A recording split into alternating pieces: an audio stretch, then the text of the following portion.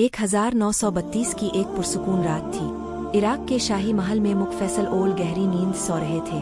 कमरे में चांदनी फैली हुई थी और माहौल खामोश था कि अचानक एक रूहानी रोशनी उनके ख्वाब में जाहिर हुई। एक पुरसोज बावकार आवाज़ सुनाई दी जो कह रही थी कि हम रसूल अल्लाह के 2 सहाबी हैं, पानी हमारी कब्रों में दाखिल हो चुका है, हमें महफूज मकाम पर मुंतकिल किया जाए।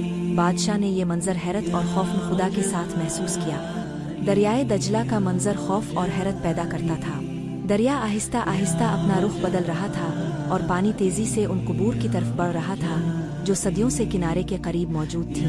पानी की लहरों में अजीब हैबत थी, जैसे वो मुकद्दस मकामात की तरफ बढ़कर खतरे का पैगाम दे रही हो। इसी रात इराक के मुफ्ती आजम नूरी अल सईद पाशा ने भी वही ख्वाब देखा।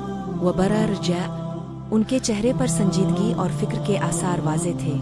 उन्होंने फौरन बादशाह से मिलने का फैसला किया और बगैर देर किए शाही महल की तरफ रवाना हो गए ताकि इस अहम रूहानी पैगाम को बादशाह तक पहुंचाया जा सके। शाही महल का शाही हाल इस वक्त एक संजीदा मुशावरत का मरकज था। बादशाह, मुफ्ती आजम और आला हुकूमती वज़रा एक मेज़ के गिर्द जमा थे। जैसे ही मुफ्ती आजम ने अपना ख्वाब सुनाया, बादशाह चौंक उठा और बताया कि वो भी यही ख्वाब 2 बार देख चुका है। सब ने खौफन खुदा और जिम्मेदारी के साथ इस मामले पर गौर किया। मुशावरत के बाद मुफ्ती आजम ने शरीफ फतवा जारी किया कि कुबूर को खोलकर मुकद्दस अजसाम को महफूज मकाम पर मुंतकिल किया जा सकता है। अगले ही दिन तमाम बड़े अखबारात ने शाही फरमान शाये किया। शहरों, गलियों और बाजारों में ये खबर बिजली की तरह फैल गई और लोग अकीदत व एहतराम से ये खबर पढ़ते रहे। ये वो अयाम थे जब दुनिया भर से मुसलमान हज के लिए मक्का और मदीना में मौजूद थे। जब उन्हें इस वाक़ये का इल्म हुआ तो हर मुल्क के हाजियों ने दरख्वास्त भेजी कि तारीख को आगे बढ़ाया जाए ताकि वो भी इस रूहानी प्रोग्राम में शिरकत कर सके। अरब, अजम, अफ्रीका, हिंदुस्तान, तुर्की और दीगर ममालिक से बेशुमार खतूत आते रहे। बिलआखिर वदिन जब कुबूर वली जानित, इराक में एक वसी मैदान में दुनिया भर से आए लाखों मुसलमान जमा हो गए। हर तरफ सुकूत था, लोग अदब और खामोशी के साथ इंतजार कर रहे थे। पूरा मैदान जिक्र और तिलावत की रूहानी फिजा से भर गया था। दोपहर के वक्त कुबूर की खुदाई का अमल शुरू हुआ। मजदूर इंतहाई एहतियात से मिट्टी हटा रहे थे, जबकि उलमा, वज़रा, गैर मुल्की सफ़ीर और फौजी खामोशी से इस मंजर के गवाह बने खड़े थे।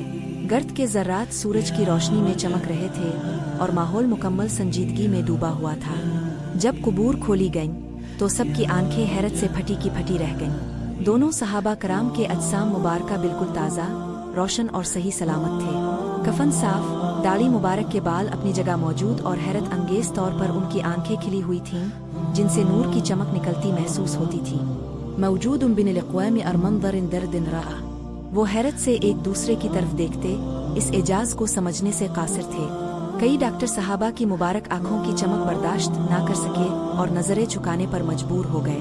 ये लम्हा सबके दिलों पर गहरा असर छोड़ गया। इसके बाद शाह फैसल, मुफ्ती आजम, तुर्की के वजीर और मिस्र के वली अहद ने खुद आगे बढ़कर मुबारक स्ट्रेचर को अपने कंधों पर उठाया।